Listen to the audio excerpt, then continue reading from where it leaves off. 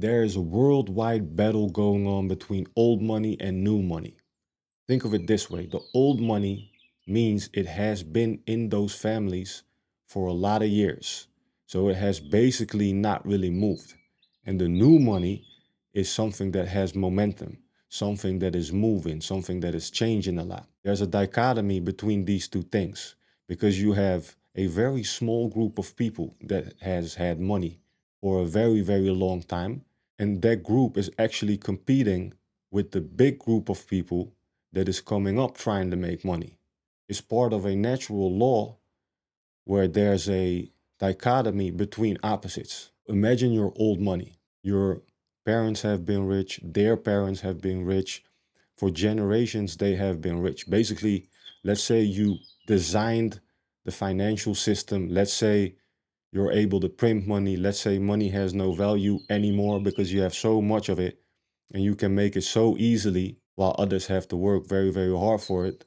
The value of it changes, but also your relationship with it changes compared to a person that is still trying to make a lot of money, trying to make ends meet, trying to get rich, trying to get wealthy, starting from nothing. So those people are polar opposites, but that money is always moving. Money can never be stagnant, so it's always looking for a home.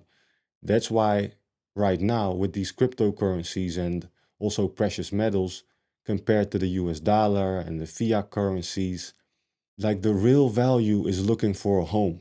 So Bitcoin is going up in value because people realize that there's a lot of value there, right?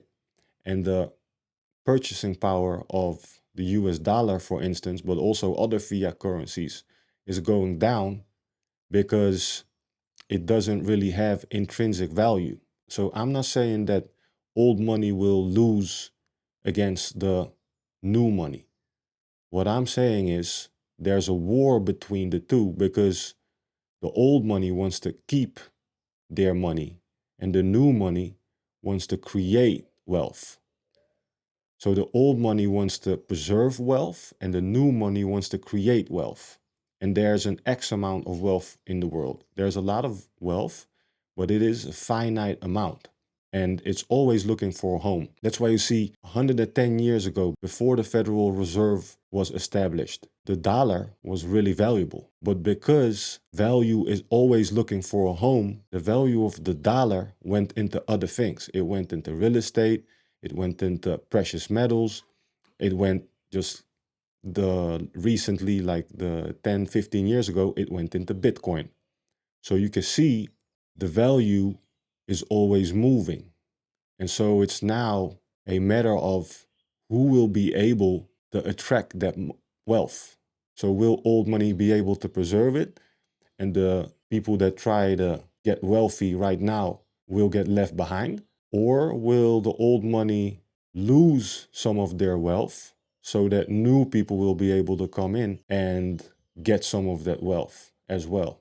I think we're in a transition also because of digitization, these cryptocurrencies, and also just the information that is coming out about money and about wealth. 10, 20 years ago, you did not have the information. You had no ability to understand the financial system. But because all of that information has been coming out slowly, now you're able to put the puzzle pieces together and understand, all right, we have inflation. Why is real estate unaffordable? What are interest rates doing? How do taxes work?